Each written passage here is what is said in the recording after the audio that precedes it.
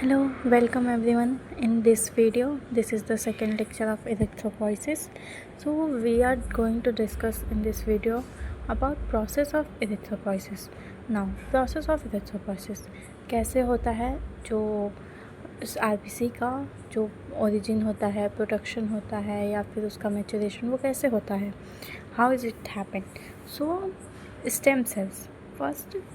Anything stem cells are primary cells capable of self renewal and differentiating into specialized cell. So stem cells जो होते हैं इनके पास capacity होती है, वो कैपेबल होते हैं कि वो खुद को फिर से बना सकते हैं और किसी भी सेल में डिफ्रेंशिएट हो सकते हैं. तो इनको क्या बोलते हैं, हेमेटोपोइटिक स्टेम सेल. हेमेटोपोइटिक का मतलब होता है कि जो ऐसे स्टेम सेल्स जो ब्लड के सेल्स के प्रोडक्शन में इन्वॉल्व होते हैं. Now haematopoietic stem cells are primary primitive cells in the bone marrow which give rise to blood sales.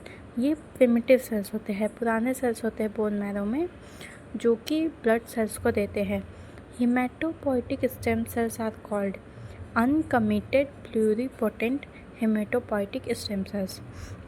अब इनको uncommitted pluripotent haematopoietic stem cells क्यों कहते हैं, क्योंकि ये अनकमिटेड का मतलब कि ये कोई किसी से भी कमिटेड नहीं होते, कि ये एक टाइप का सेल नहीं बना सकते, ये किसी भी टाइप का सेल बना सकते हैं. मतलब ये अभी कमिटमेंट किसी भी एक टाइप के सेल को बनाने के लिए कमिटेड नहीं है. Pluripotent is like a cell which can give rise to most of the cells of the body, like a totipotent, but at some point in totipotent cells क्या होता है कि वो सभी पूरा ऑर्गेनिज्म को बनाने के लिए कैपेबल होते हैं. बट प्लूरिपोटेंट सेल्स क्या होते हैं, ये कुछ एक्स्ट्रा एम्ब्रियोनिक लेयर जैसे कि ये प्लेसेंटा को बनाने के लिए कैपेबल नहीं होते. तो वो डिफरेंस होता है. अनकमिटेड प्लूरिपोटेंट मतलब जिनमें कैपेसिटी होती है सेल्स को बनाने की. हेमेटोपोइटिक स्टेम सेल्स इनको कहते हैं PHSC. अब अनकमिटेड PHSC क्या करेंगे, can give rise to all type of blood cells, क्योंकि ये हेमेटोपोइटिक है मतलब कि ब्लड सेल्स देते हैं, पर ये अनकमिटेड है मतलब कि ये सभी टाइप के ब्लड सेल्स को देंगे. तो जो अर्ली स्टेज में होता है, PHSC can not design to form a particular type of cell, मतलब इसको एक पर्टिकुलर टाइप ऑफ सेल्स को बनाने के लिए डिज़ाइन नहीं किया जा सकता.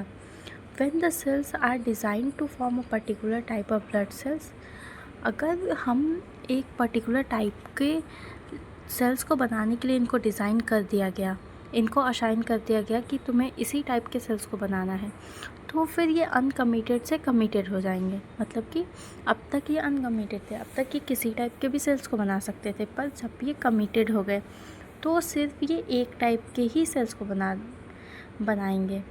मतलब कि जैसे ह्यूमंस पे भी सिमिलर बिहेवियर होता है. कमिटेड मतलब इस पर रिस्ट्रिक्शन है कि ये एक टाइप के ही ग्रुप ऑफ सेल्स को बनाएगा.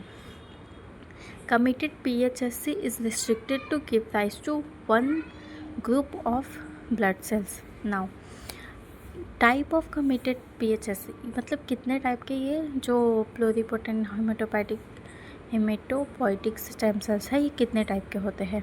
पहला होता है लिम्फॉइड स्टेम सेल्स. लिम्फॉइड का मतलब जो कि लिम्फोसाइट्स को देते हैं, प्रोड्यूस करते हैं, which give rise to lymphocytes and natural killer cells. Second होते हैं कॉलोनी फॉर्मिंग ब्लास्टोसाइट्स. अब कॉलोनी फॉर्मिंग ब्लास्टोसाइट्स क्या होते हैं, ये ऐसे माइलॉइड सेल्स होते हैं. ये कॉलोनी फॉर्मिंग जो ब्लास्टोसाइट्स होते हैं, ये माइलॉइड सेल्स को प्रोड्यूस करते हैं. ऐसे ब्लड सेल्स जो कि लिम्फोसाइट के अलावा जितने भी ब्लड सेल्स होते हैं, जब वो कल्चरल मीडियम में उनको ग्रो किया जाता है तो वो कॉलोनी फॉर्म कर लेते हैं. और इन सेल्स को अदर देन जो लिम्फोसाइट जो भी ब्लड सेल्स हैं उनको हम माइलॉइड सेल्स बोलते हैं, और वो कॉलोनी फॉर्म करते हैं, तो इसलिए उनको हम कॉलोनी फॉर्मिंग ब्लास्टोसाइट्स में रखते हैं. 2 टाइप के हो गए, फर्स्ट क्या था, लिम्फोसाइट स्टेम सेल्स जो कि लिम्फोसाइट्स और नेचुरल किलर को देगा। सेकेंड होगा कॉलोनी फॉर्मिंग ब्लास्टोसिस्ट जिसमें कि हम आरबीसी, डब्ल्यूबीसी और डब्ल्यूबीसी प्लेटलेट्स इन सबको ये फॉर्म करेगा। लिम्फोसाइट के अलावा ये सभी को फॉर्म करेगा। तो different units of colony forming sales, ये कौन कौन से यूनिट्स होते हैं कॉलोनी फॉर्मिंग सेल्स के? Colony forming unit erythrocytes, CFU colony forming unit, E means erythrocytes which give develop into erythrocyte जो कि आरबीसी को प्रोड्यूस करता है। तो जो CFU है कॉलोनी फॉर्मिंग यूनिट है, उसका जो एरिथ्रोसाइट्स वाला पोर्शन है, जो E वाला पोर्शन है, वो एरिथ्रोसाइट्स को प्रोड्यूस करेगा, वो आरबीसी के प्रोडक्शन में इन्वॉल्व होगा। वैसे ही जो कॉलोनी फॉर्मिंग यूनिट का जो ग्रैन्युलोसाइट मोनोसाइट यानी कि CFU GM, G मतलब ग्रैन्युलोसाइट, M मीन्स मोनोसाइट, वो ग्रैन्युलोसाइट में क्या होते हैं, जो WBC का पार्ट होता है ग्रैन्युलोसाइट, उनमें न्यूट्रोफिल्स होते हैं, बेसोफिल्स होते हैं, इओसिनोफिल्स होते हैं, मतलब ये ग्रैन्युलेटेड होते हैं। तो ये ग्रैन्युलोसाइट्स में आते हैं ये तीनों। तो कॉलोनी फॉर्मिंग यूनिट जो ग्रैन्युलोसाइट है वो ग्रैनुलोसाइट्स को देगा और मोनोसाइट का जो है वो मोनोसाइट को प्रोड्यूस करेगा। थर्ड हो गया कॉलोनी फॉर्मिंग यूनिट मेगाकैरियोसाइट। ये मेगाकैरियोसाइट यानी कि जो ऐसे सेल्स होते हैं जो प्लेटलेट को डेवलप करते हैं, उनमें ये होगा। तो कॉलोनी फॉर्मिंग 3 यूनिट्स हो गए। पहला E यूनिट जो कि एरिथ्रोसाइट को देगा, GM यूनिट जो ग्रैनुलोसाइट मोनोसाइट को देगा, और M यूनिट जो कि प्लेटलेट को प्रोड्यूस करेगा। तो यहाँ पे हम देखते हैं ये फ्लो चार्ट। तो uncommitted pluripotent haematopoietic stem sales है। पहले ये मॉडिफाई होंगे committed pluripotent haematopoietic stem sales में। अब ये 2 टाइप के होंगे, colony forming blastocyst and lymphoid stem cells. तो लिम्फॉइड स्टेम सेल्स जो होंगे वो सीधा लिम्फोसाइट को प्रोड्यूस करेंगे, और जो कॉलोनी फॉर्मिंग ब्लास्टोसाइट्स हैं वो colony forming unit M, colony forming unit E और कॉलोनी फॉर्मिंग यूनिट GM इनको प्रोड्यूस करेंगे। तो कॉलोनी फॉर्मिंग यूनिट M जो है वो मेगाकैरियोसाइट को प्रोड्यूस करेगा, और मेगाकैरियोसाइट किसको प्रोड्यूस करते हैं, प्लेटलेट्स को। वैसे ही कॉलोनी फॉर्मिंग जो यूनिट E है वो RBC को प्रोड्यूस करेगा, एरिथ्रोसाइट को प्रोड्यूस करेगा। और थर्ड वाला जो है कॉलोनी फॉर्मिंग यूनिट GM, वो ग्रैनुलोसाइट्स, ग्रैनुलोसाइट और मोनोसाइट इनको प्रोड्यूस करेगा। अब ग्रैनुलोसाइट में जो WBC के पार्ट्स हैं वो आते हैं न्यूट्रोफिल्स, बेसोफिल्स एंड इओसिनोफिल्स। अब ये जैसे कि इस चैप्टर में हम एरिथ्रोपॉइसिस के बारे में डिटेल में पढ़ रहे हैं, तो हमें कॉलोनी फॉर्मिंग जो यूनिट E है इस पे ज़्यादा फोकस करना है।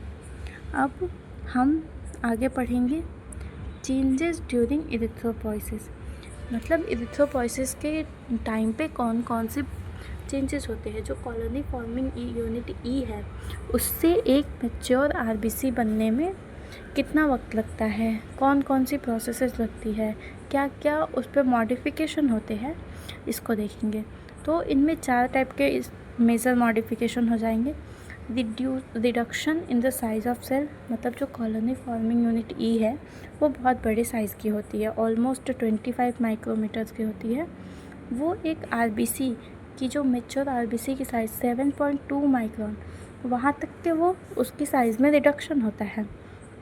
सेकेंड, जो कॉलोनी फॉर्मिंग यूनिट E है उसमें न्यूक्लियोलाई होता है एंड न्यूक्लियोलस भी होता है, पर जो मैच्योर RBC होती है क्योंकि उसमें न्यूक्लियोलस और न्यूक्लियोलाई एब्सेंट होते हैं, तो इसलिए ये एक चेंज हो गया जो एरिथ्रोपॉइसिस के दौरान होता है। थर्ड है अपीयरेंस ऑफ हीमोग्लोबिन। अब जो CFUE है उसमें हीमोग्लोबिन कहीं नहीं होता है। हीमोग्लोबिन का प्रोडक्शन जो होता है वो ड्यूरिंग एरिथ्रोपॉइसिस होता है।